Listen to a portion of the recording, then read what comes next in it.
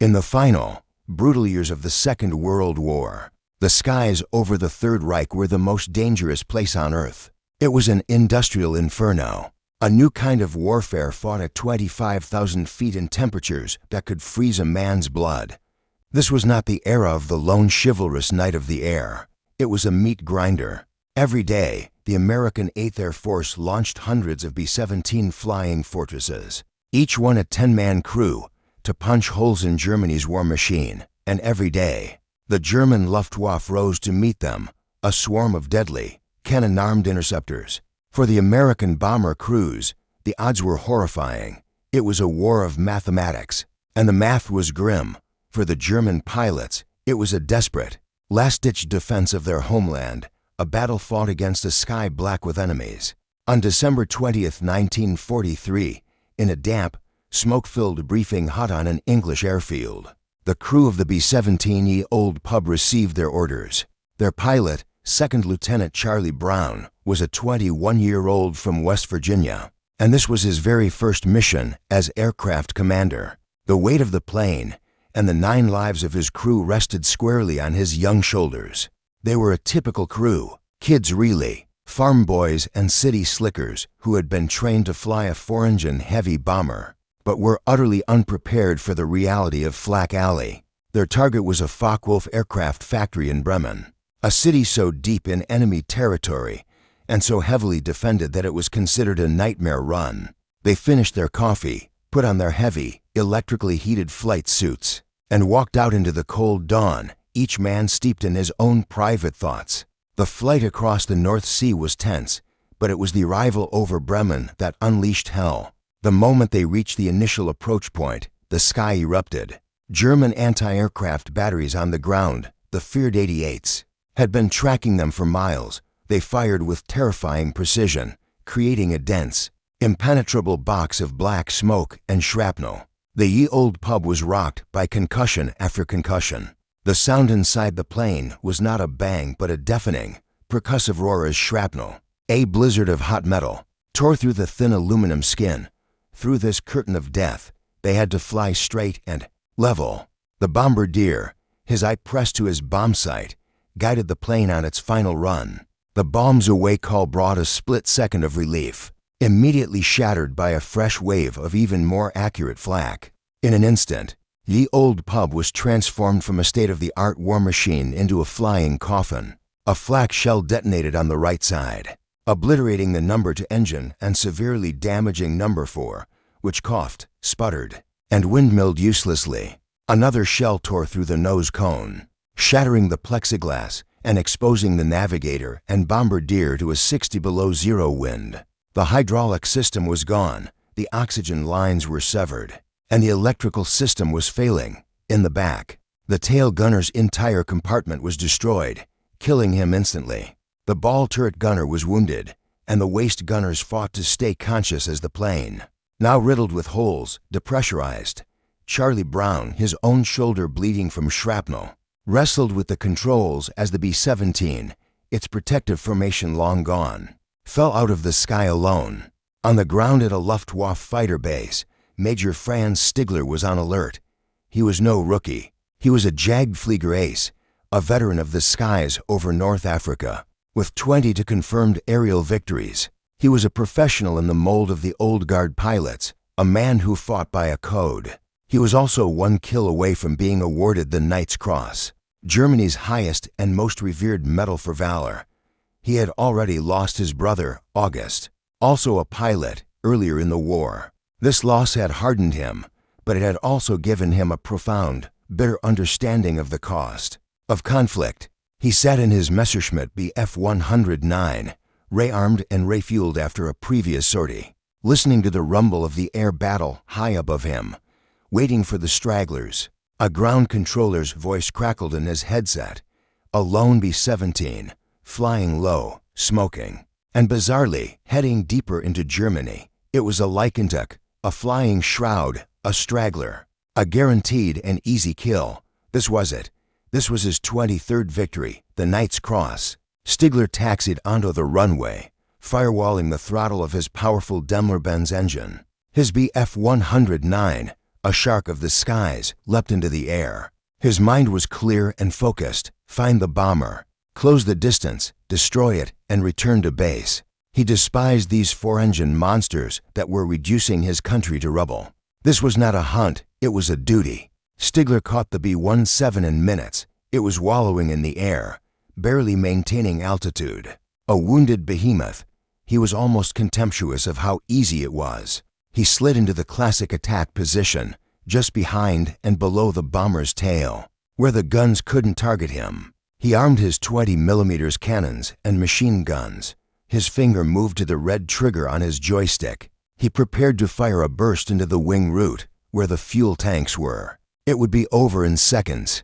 But something was strange. The bomber's guns were silent. Not just silent, but still. He was wary of a trap, but the plane's movements were erratic, desperate. He was ready to end it. Puzzled and cautious, Stigler broke protocol. He eased his fighter not from behind, but up alongside the B-17. What he saw shocked him to his core and froze his hand. The tail gun station was gone, completely shredded, the gunner's body a dark, frozen shape.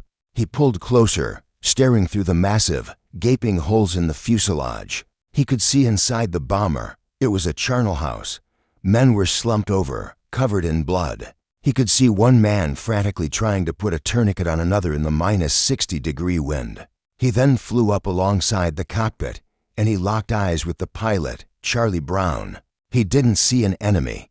He saw a terrified, blood-streaked boy, barely 20 years old, fighting for his life. Franz Stigler's finger moved decisively away from the trigger.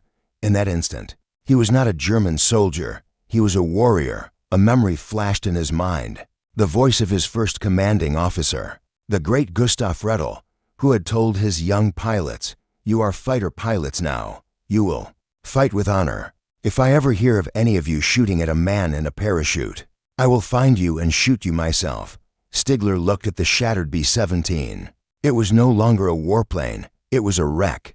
The men inside were no longer combatants. They were a parachute. To shoot them down would be a stain on his honor. It would be murder. He would not do it. Inside the B-17's cockpit, Charlie Brown was in a state of hypoxic, freezing shock. He was fighting to keep the plane level, his wounded shoulder screaming in pain. Suddenly, his co-pilot, Pinky Luke, let out a strangled yell, pointing frantically out his side window. Brown forced his head to turn. His heart stopped.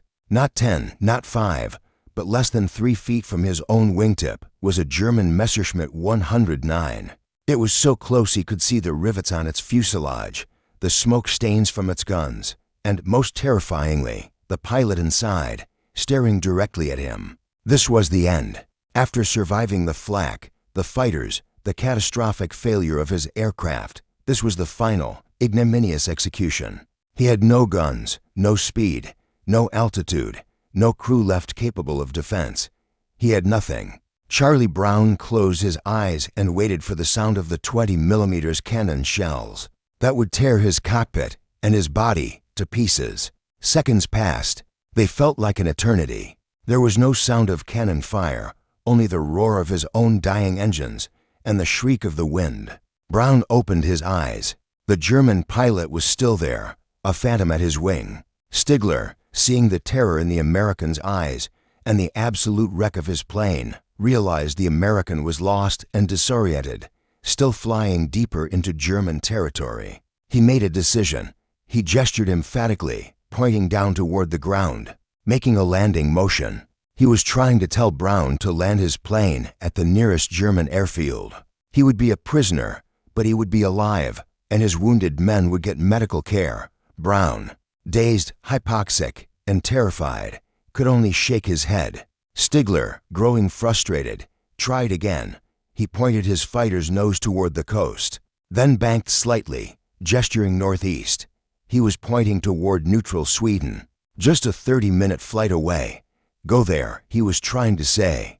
"Save yourself." But Brown, in his shock, only understood one thing: home, England. He shook his head again and kept flying west. Stigler now understood. This American pilot was either too foolish, too brave, or too dazed to understand. He was going to fly west until his wings fell off or he was shot down. Stigler took a deep breath. He was now about to commit a profound act of treason. If another German pilot saw him, or if he was reported by a ground observer, he would be court-martialed and executed by a firing squad. He positioned his Bf-109 on the bomber's left side, just off its wing, and simply stayed there. They flew together, an American bomber and its German escort, across miles of hostile territory. They approached the German coastline, a lethal gauntlet of flak batteries. Down below, German gunners looked up, saw the crippled B-17, and prepared to fire. But then they saw the Bf-109 tucked in formation. They were confounded.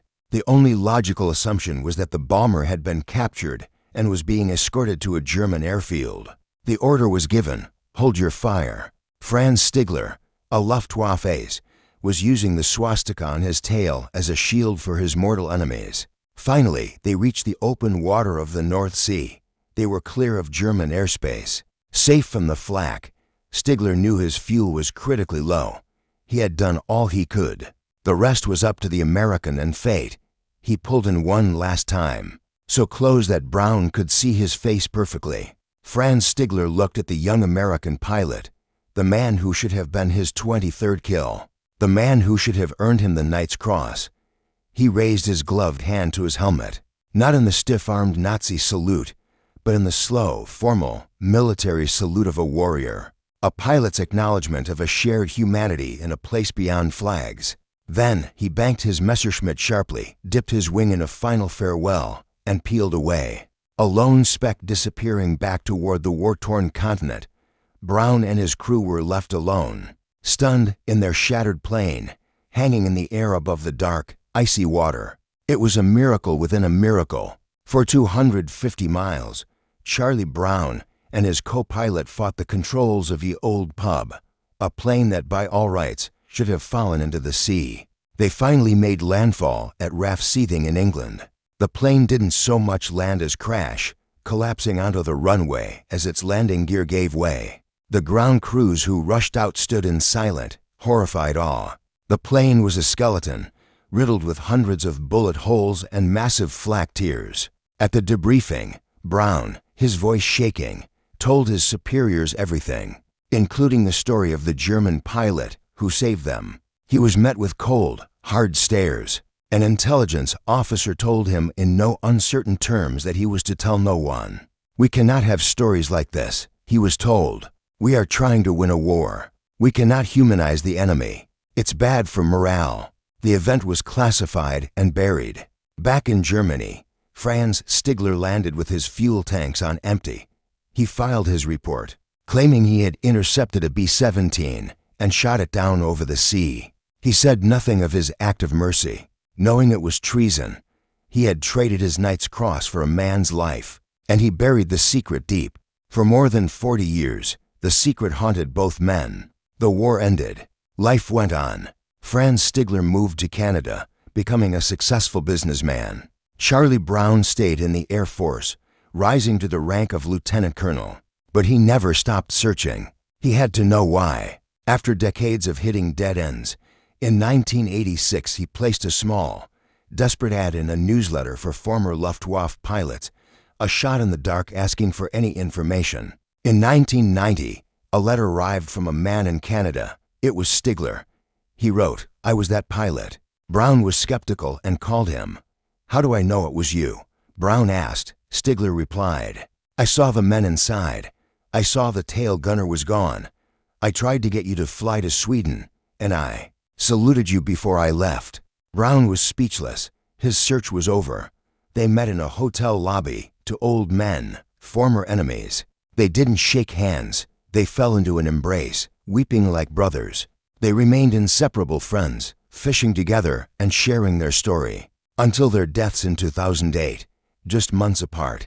If you enjoyed this video, and to hear more incredible stories about our history, make sure to like this video and subscribe for more daily videos.